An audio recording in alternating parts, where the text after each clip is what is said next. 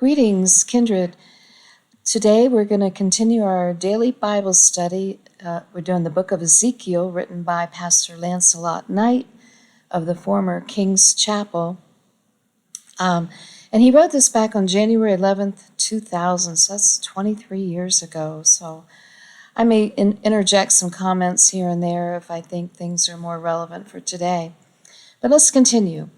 Okay. Ezekiel has been chosen by Yahweh Elohim, Adonai Yahweh, to be a watchman for the house of Israel, and Yahweh has given him explicit instructions regarding his responsibility to learn his word and give warning to the people directly from him. Next, Yahweh instructs Ezekiel to go forth into the valley between the mountains, and he will talk with him there. See if that's how you read this next verse. Ezekiel 3, verse 22. And the hand of Yahweh was there upon me, and he said unto me, Arise, go forth into the plain, and I will there talk with thee. If a student of Yahweh's word does not study a little deeper than merely reading from a single translation or two, he or she could entirely miss what is being said. This verse serves as an example of that because, believe it or not, the word plain actually means valley or a split between mountains, and not a plain like we think of where you drive all day and barely see even a rise. Here's the definition from Strong's Concordance. Plain, and that's spelled P-L-A-I-N. Bikah. Hebrew 1237 from Hebrew 1234, Bakwa. Properly a split, that is, a wide level valley between mountains, a plain or valley. So Yahweh wants his appointed watchman to position himself on the flat plain which lies between the mountains, and when he is there, Yahweh will speak to him. So Ezekiel gets up and goes forth as he is instructed.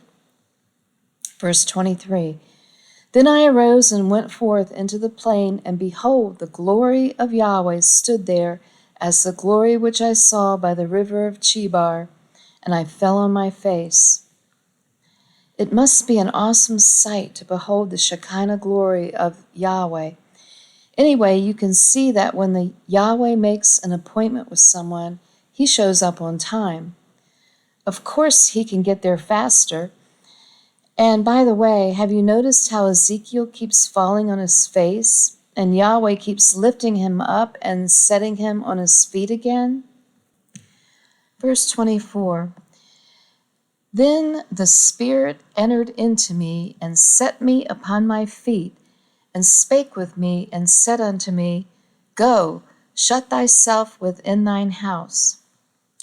So Ezekiel goes out to flat valley between the two mountains and meets Yahweh, who says to him, Go shut yourself within your house, Ezekiel. I wonder if some of us would have asked, What for, Yahweh? Ezekiel 3, verse 25. But thou, O son of man, behold, they shall put bands upon thee, and shall bind thee with them, and thou shalt not go out among them. And I will make thy tongue cleave to the roof of thy mouth, and thou shalt be dumb, and shalt not be to them a reprover, for they are a rebellious house. The Holy Spirit is quite adept at using figures of speech and idioms to convey the meaning or heighten the effect in bringing forth his literal truth. When you are tied up, imprisoned physically or figuratively, you cannot go out among the people, and when your tongue is stuck to the roof of your mouth, it simply means you can't talk, or you took too big a scoop of peanut butter. There is a time and a place for everything, and our Father controls the timetable of his plan, according to his will and purpose, not ours. If you are one of his elect, then you know, according to Ephesians 1:4, that you have been chosen before the foundation of the earth age and have a predetermined job to do. Let it therefore be no mystery that Yahweh will hold you back until he is ready to use you. So here we see Yahweh shutting up Ezekiel for a time until he is ready. See the next verse. And we already saw when that ready time will be. It is the time of the end when the word of Yahweh is unsealed, per Daniel 12, and the mouth of Ezekiel is open, and his words are spoken to the rebellious house of Israel. Verse 27. But when I speak with thee, I will open thy mouth, and thou shalt say unto them, Thus saith Yahweh Elohim, He that heareth, let him hear, and he that forbeareth, let him forbear, for they are a rebellious house. There is a time coming soon when Yahweh's Ezekiel's will be taken and delivered up. It is at that time that Yahweh will open their mouths, and they shall speak his words. Here is Yeshua declaring this as a sign of his coming, that is, an event just before his return. Mark 13:10. And the gospel must first be published among all nations. The word published here means proclaimed, and so the proclamation of his word, the warning by his watchmen, shall go forth into all the nations of the world. Now think, never before in the history of mankind has it even been possible to reach all peoples on earth. But today we can do it via satellite, TV, radio, the World Wide Web. What a time to live. Imagine trying to explain all this to the disciples of yesteryear. And here is that opening of their mouths by the Holy Spirit. Mark 13, verse 11. But that when they shall lead you and deliver you up, take no thought beforehand what ye shall speak.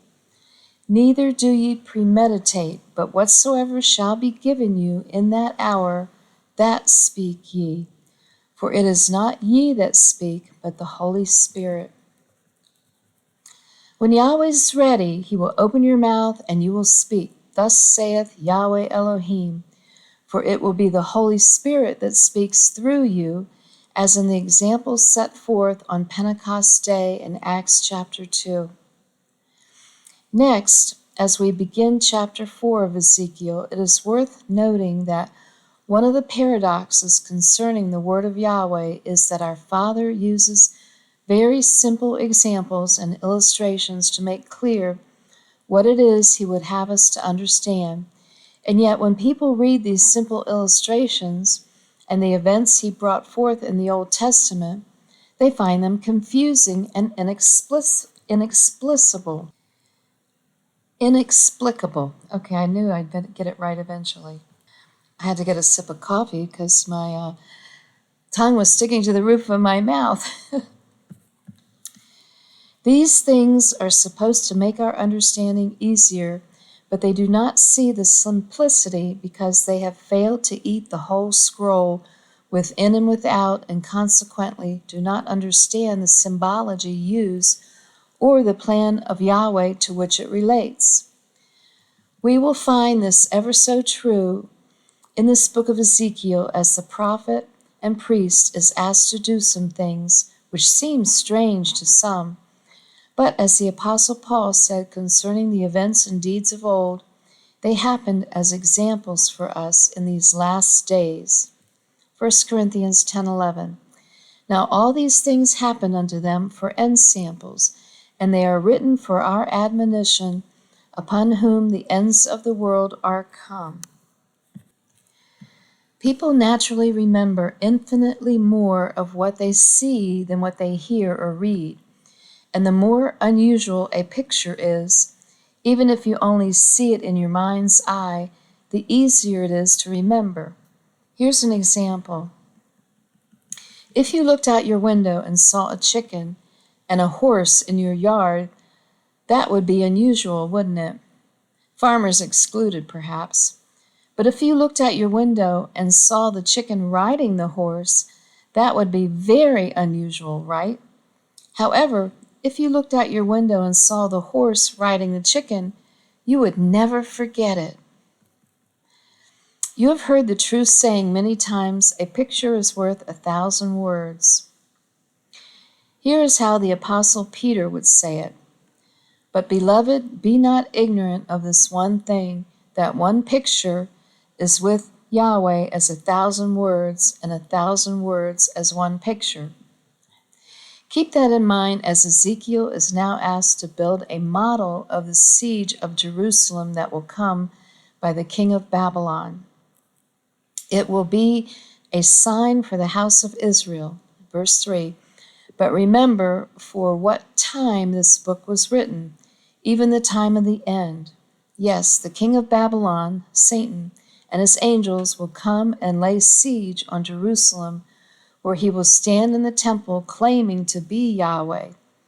Here are Ezekiel's instructions. Ezekiel 4, verse 1. Thou also, son of man, take thee a tile and lay it before thee, and portray it upon the city, even Jerusalem. The tile is a Babylonian writing tablet or brick about the size of a legal pad. Ezekiel is to take it and etch a picture of the city of Jerusalem on it and lay it before him. Verse 2, and lay siege against it, and build a fort against it, and cast a mount against it. Set the camp also against it, and set battering rams against it round about. Now Ezekiel is to illustrate Jerusalem under siege by running trenches, building a siege wall against it, pitching enemy camps around it, and setting battering rams against it. Got the picture so far? He's sort of playing in the dirt. Personal note, we used to build forts and battlegrounds like this when we were kids with our little rubber and plastic soldiers and tanks and cannons, etc. Sometimes we even played cowboys and Native Americans. Now for the spiritual illustration, verse 3. Moreover, take thou unto thee an iron pad, and set it for a wall of iron between thee and the city, and set thy face against it, and it shall be besieged, and thou shalt lay siege against it. This shall be a sign to the house of Israel. The iron pad is a flat iron griddle and represents the strong, impenetrable wall of separation between Yahweh's elect and the city of Jerusalem when it is under siege by the enemy. It is he who strengthens whom he will, that is our impenetrable wall of protection. Did you see the picture? It is very simple and easy to visualize, isn't it? Oh boy, just wait until you see what kind of barley cakes Ezekiel bakes in the next study. Yeek! Okay, that's the end of this study, and I'll try to do another one tomorrow morning so I can get these out to you expediently, for the time is short. Okay, Yahweh bless.